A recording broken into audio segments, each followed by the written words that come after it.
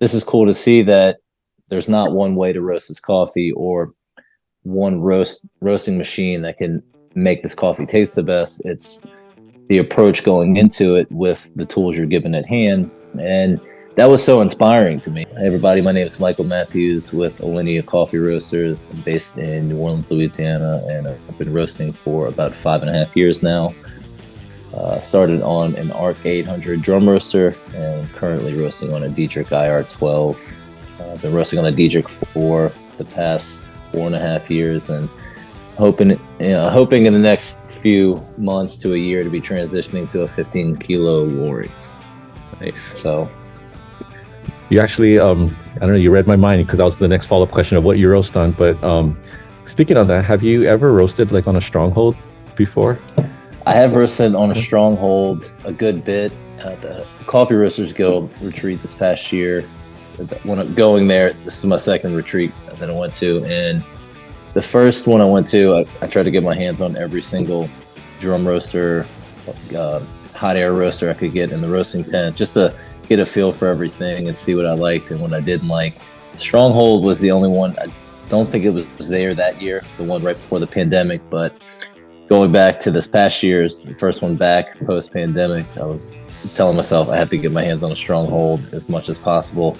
So I think Arash with Stronghold probably sick and tired of seeing me in the roasting tent hours and hours each day. He's like, why are you still here? So it's such a fun machine to roast on, and I'm going to Houston in 2 weeks to do some training for the finals with Luke, who's also competing. He's based in Houston. He roasts his roastery, Lucci Coffee Roasters. And I'll probably be going out to Jacksonville in about a month. My friends, Social Grounds Coffee Roasters, they have an S7 and an S9. So I'm going to go just try to get my hands on one as much as possible. I'm kind of thinking I might be getting one later, sometime middle of the summer, but before the competition, I will not have one. So I'm trying to experiment as much as possible and just get ready for the finals. What I really liked about when I was looking at the list of who's moving on to Portland, your name obviously came up, so I went to do a little research, and I love your website of how you document everything during your preparation. How was it though? How was that process heading into Baltimore? Yeah. So the road to Baltimore for me, so I had never competed before, and when I went to, I had been thinking about competing for a little bit. I didn't know if I wanted to do Brewers Cup or Roasters, and I decided I was going to go to Boston this past expo and really just kind of watch everything happen for the first time. And it was so exciting. People were cheering, hollering, and the whole time I was running around, I was like, well, where's the Roasters? The Roasters is completely out of sight, out of mind.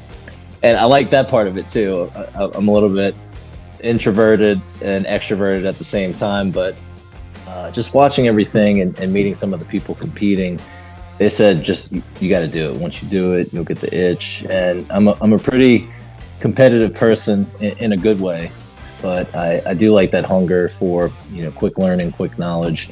And I did probably a month before they announced the preliminaries. I was like, all right, I'm going to do Roasters. So I signed up for the preliminary in Houston, and, I heard, okay, if you get in the top 3, you make it on the qualifiers. But it's kind of tough because you really have to, you go through the rules, and you really have to just do it to learn the formality of the process and the competition. And for the Roasters, it's like, all right, well, you're going to do a 5-minute presentation. And I was like, I don't even know what to fit in 5 minutes. Do I explain everything, or what do the judges want to hear and what don't they want to hear? So next thing was like, all right, we'll go to YouTube, go look for blogs, see if anyone else has put out information about competing and how they did it and everything. I couldn't find too much at all. So I decided, I was like, well, I'm just going to start documenting this whole process, hopefully helping other people just down the line, maybe this season or next competition season. But I was like, all right, well, I'm going to figure all this out. So signed up for it. They sent me the first 20-pound shipment of a washed Honduran coffee, and it was definitely challenging. It was they had a ton of green coffee defects. So that was the first time I had been told, like, okay, you need to, if it's a lot of defects, you have to hand sort it. So I think with that coffee, I spent about 4 hours hand sorting defects out of the 20 pounds, and that was fun. That was the first time I really dove into deeply green sorting the coffee for roasting, and it was also a fun coffee to roast just because it was a pretty mild Honduran flavor profile, and it was cool to see. So I was like, okay, well, I did a bunch of sample roasts. I roasted on the Arc 800, doing a bunch of different profiles, and I was like, okay, I found what I think to be this coffee sweet spot, and the only way it could probably be roasted to taste the best. And the most exciting part of the whole competition series to me was doing the public audience service, where everyone serves their coffee side by side, and you get to taste other competitors' coffee and see what they did. And people had printouts of their flavor or their roast profiles and what they were tasting and what they roasted on. And tasting a lot of these coffees blindly, just from little cups, it was crazy because everyone roasted it completely differently, and the coffee tasted incredible. And I was like, all right, well, this is cool to see that there's not one way to roast this coffee or one roasting machine that can make this coffee taste the best. It's the approach going into it with the tools you're given at hand. And that was so inspiring to me that, okay, cool, like, it's just the way I think a coffee should be roasted or served is not how someone else would serve it across the country. So that was the fun part of for me is chatting with people and seeing what they did and what their approach to the whole process was. And I learned so much really in that 3-week window leading up to the competition itself. I felt like I grew and progressed so much as a roaster, more so than on my own time. So that quick spurt of improvement and learning to me was what drove a lot of that hunger to keep competing. And I ended up getting 5th in the preliminaries, so I didn't get a guaranteed spot into the qualifiers. So I grabbed the head judge after, and I was like, my friends who had competed before, they're like, look, grab the judges after, go through your score sheet, ask them what needs to be better. So I grabbed them, was like, I need to know, how do I improve? I want to keep doing this. So the judges were terrific in giving me great constructive feedback and criticism. Okay, this is what you didn't need in your presentation, and this is stuff I already knew. The green coffee information we gave you, like, we don't need to know all of this. So and they wanted more of like the why factor, and I was trying to find this balance of like the why, what I roasted, what I did to the green coffee. And when it comes down to it, they're just like, well, we're giving you this coffee, tell us what you did, why you did it, and what the outcome was and why it tasted like that. So taking it back to the home base, I was like, all right, well, let me see if I can get into the qualifiers through the open sign up, even though the judges were like, there's going to be very limited spaces. So get on as soon as it opens up. So the morning the qualifiers opened up, I was sitting on the computer at work, and I was just refreshing. And then as soon as 11 o'clock opened up, I saw like 10 spots left. So I'm like trying to, the internet's going in and out. I see the spots going down one by one, and I ended up making it in. I was like cheering and hollering, just excited to continue competing this season, and ended up making it in. So super grateful and appreciative of that. And then right at the last minute, I was like, you know what? I was thinking about maybe doing cup tasters, and they still had some spots open. So I signed up for cup tasters as well. Didn't do any training whatsoever. I didn't want to, I didn't want to like overthink it or force it. And while I do like have so much respect and appreciate people that train like endlessly. That's inspiring to see that whole side of the competition world. But I was doing this more for myself and personal growth, and just the experience of doing it is what I'm doing it for. So coming down to Baltimore, they sent out the coffee, I think a little bit later than expected. So it was pretty chaotic for me. I got the coffee. I had scheduled a trip to New York, and they hadn't announced the qualifier date yet. So I just booked a vacation in New York at, right in the middle of January. And then right after I booked my flight and everything, they're like, all right, the qualifier is literally the weekend after my trip. So I was like, all right, well, I guess I'm going to travel down to Baltimore from New York.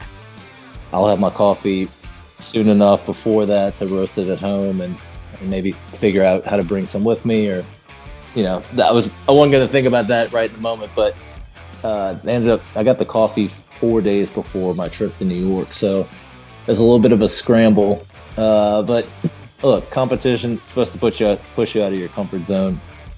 This is probably as far out of my comfort zone as possible, because I had 4 days to sample roast the coffee.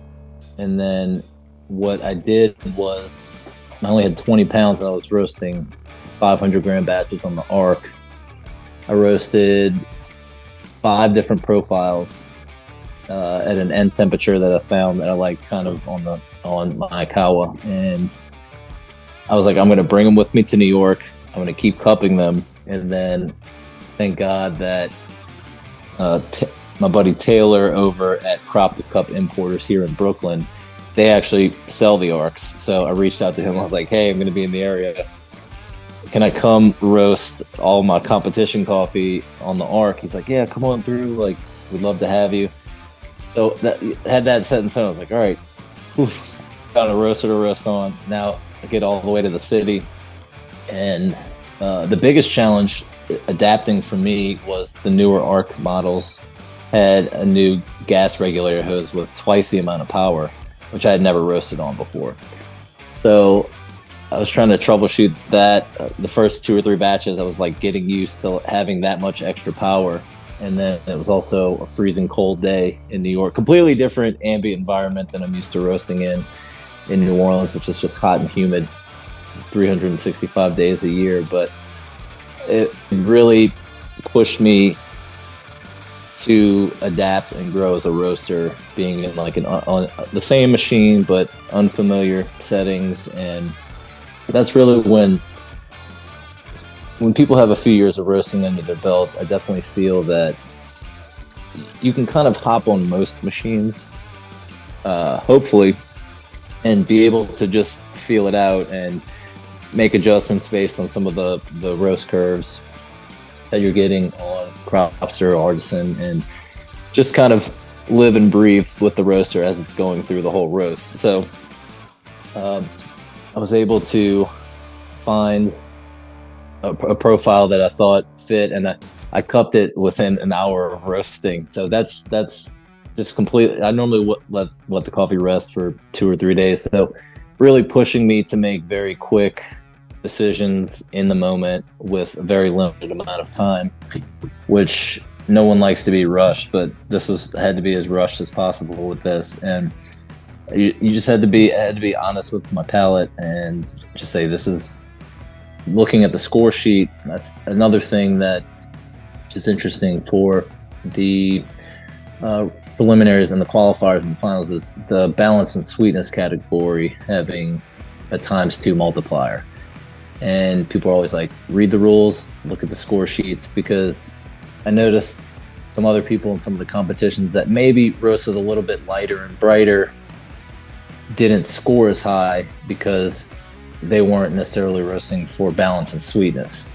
And sometimes I think people are like, all right, well, I'm going to roast this coffee how I would sell it or serve it in a cafe setting, which some of the profiles I cup, I'm like, all right, well, this is how I would definitely roast it and serve it. But for the competition, I think having a little bit longer of a roast with some of these washed Central American coffees they sent out with a little bit more development time, giving it a little bit more sweetness and balance. That was what I was cupping for. It's just what's the sweetest cup on the table and what tastes the most balanced. And I kind of put everything else aside and try to just cup with sweetness and balance, just those two words in my mind. And it was fun to end up. It's a complete honor to compete alongside of these other roasters who I've ordered coffee from so many times over the years. It's fun to put like a face on like a coffee company, and you're like, oh well, I've had so many wonderful coffees from your roastery, and you get to rub shoulders with those people, and you meet them, and they're some of the nicest people I've ever met, and the camaraderie and the friendships I've made from only competing in 2 events so far is incredible. I meet so many wonderful people at all these coffee events, like Expo and everything I go to every year. But the competition side, it's incredible to see how driven a lot of these people are, and to bring that many talented, motivated people in one building for a weekend and watching all those people share information. And you see people at like the Brewers Cup area, and they're in the background after, and they're brewing coffees for each other and being like, oh well, let me try this new brewer out, like I've never brewed any coffee. And just people are learning so much within this competition that it's just the amount of shared knowledge is amazing and incredible to watch happen. But I'm so excited to continue on to Portland, and I know this is where the whole competition style changes up, at least for roasters. So we'll be doing everything on the Stronghold, so that's why I'm focused now on just trying to get as much experience on the Stronghold to roast coffees a bunch of different ways, and to be able to make some of those quick decisions on the fly accurately based on experience. And not, I noticed last year in Boston that a lot of people, that was the first time they'd ever seen or touched a Stronghold roaster, with that being the first of the 5-year contract that Stronghold had. So hearing some of those people after they had done the competition and roasted, they were like, I think I did terrible. Like, just, they're like, I had no experience. It's a completely different style roasting system. It's electric. So it's not just a machine, based on my experience as well. It's not just a machine you could jump on and make some of these decisions based on some of your other roasting experience or roasting knowledge. The first few roasts I did on the Stronghold was so crazy to me. I was like, it's such a responsive machine, and it has so much power. But as I made some of these adjustments, pulling off some of the gas, and it's so responsive. So I actually tanked a couple roasts because I was like, okay, like I brought the gas down just a little bit, and I'm like, oh, okay, like it's very responsive like that. So that was an incredible thing to see. I haven't seen that in too many roasters, unless you have like roasting a batch at like 40 or 50% capacity, where you really have all this control. But it's been a lot of fun. I feel like I've gotten about 10 hours of roasting experience on the Stronghold so far, but I'm definitely looking forward to going over to Houston to roast with Luke Jung from Lucci. He's such a talented human being, such a great human being, but a talented coffee professional at the same time, and one of the sweetest people. Him and I actually competed in Cup Tasters together, and Cup Tasters was so much fun too. Maria, who does the emceeing for that, is probably one of the funnest people I've ever met in the whole entire coffee industry. She should be an MC for. I would give her a late night talk show if I could. She would be an incredible host. But we had a really good time. I went in there, like I said, did zero training and just tried to like be honest with my palate, and ended up getting 11th overall for that. So definitely fortunate to kind of hop in last minute into something for fun and make it onto the finals for that as well. So I'm trying to see what my competition schedule is going to be like in Portland. I feel like it's going to be pretty crazy trying to do roasters, cup tasters, and then run around and do all the schmoozing and saying hey to old friends, new friends. So, but I'm looking forward to all of it. It's gonna be a whirlwind of a week, but it's gonna be a lot of fun at the same time. Man, that's incredible. And it's like like you said, your first time competing, but you're going to be going to Portland competing in 2 events. So that's amazing. Yeah. And I think like the thing for me about the roasting competition is, the skill of the roaster, but also it's also the time management aspect, because you're roasting at your own site and you're letting these coffees, after post roast degassing, further developing, the coffee could, and like you said, you're constantly cupping. It's amazing how you're going to have to really quickly pivot when you go to Portland. You're roasting on a machine that you are going to get some practice on, but these coffees are going to be cupped pretty quickly. So yeah, that's an interesting aspect too. Yeah. Roasting for quick cupping, scoring versus roasting for something that's, and I think that's another variable for me that I'm going to have to kind of focus on with some of the upcoming training, is roasting and cupping it the same day and the day after, and kind of basing a lot of my roast profiles and calls during the roast on that. So it's hard to cup through a lot of that gassiness with a coffee that hasn't rested and say, hey, I just have to taste through this without that being just in the forefront of everything. So yeah, that's the part that I really appreciate what you guys do, in the competitions. It's like, man, the prelims and qualifiers, and then to get to the finals, it's almost like a different competition, really, which really showcases, your ability to your skill set. So yeah. And for the qualifiers, they sent out a washed Rwandan coffee that I had never really roasted a Rwandan coffee before, and it had way less green defects than the preliminary coffee, but it was actually a really great coffee and really nice acidity, and it had so many good roasters competing at the qualifiers that, talking to some of the judges before and after, they're like, the cupping scores are all so close just because so many people roasted. This coffee is great to begin with, but then you have all these great roasters, so it's a dogfight for points. Everything you can do, you have to get every fraction of a point, because when it came down to people that made it to the finals, I mean, we're talking 0.10, 0.15 of a point of a difference in some of these scores. So some people scored the same exact cupping score or score overall, so then it goes to the cup to profile presentation. So that's amazing to see too, is how close, when the final scores come out, everything can be. And you're like, okay, you can't like, you have to give it 100% in every little aspect of your roasting and your presentation. So I've been hitting up some other friends who will actually be competing, who have competed before. They'll be competing in Denver. What's that, next week, 2 weeks? So, and they've been to the finals before. So now that I'm in the finals, I was emailing a buddy. I was like, hey, can you send me the score sheet for last year? They haven't posted it yet. Do you have any rules? Any tips on time management? So I think for the non-roasting side of things, with like the green grading and everything, and running everything for screen size, stuff like that, where you only get these like 20 or 30 minute windows.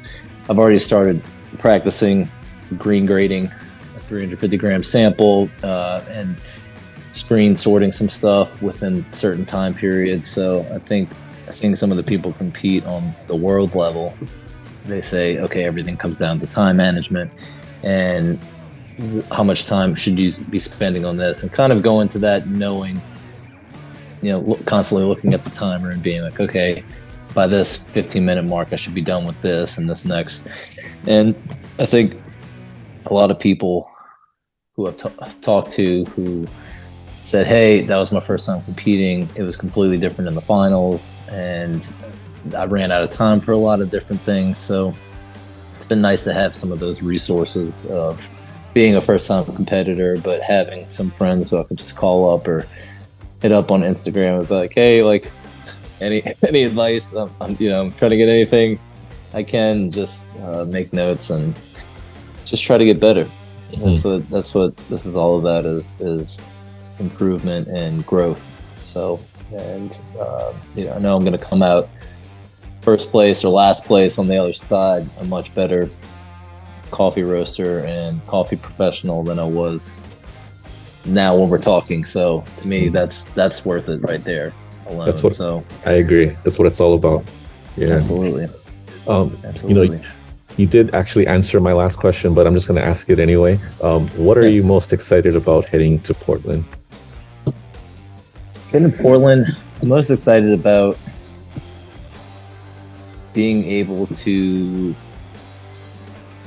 get into a completely foreign environment and roasting a coffee that I have no idea what it's going to be, and really just trying to figure things out quickly. Like, I'm looking forward to so many things, like seeing friends, competing with some friends who I haven't seen in years, since the pre-pandemic and everything. I mean, Portland's Expo is such a culmination of so many things. It's all these people that you deal with maybe by email. You never get to see them face to face, and you get to go and you just really get to like put a face on everybody and make everything personal, and you leave. The coffee community is such an amazing group of people, and just the camaraderie is what I'm most excited about, is being able to go and hang and meet new people. And the coffee world is such a small niche market that you can walk up to anybody and start talking with them, and you're going to have something in common. Like, you're already in the super specialized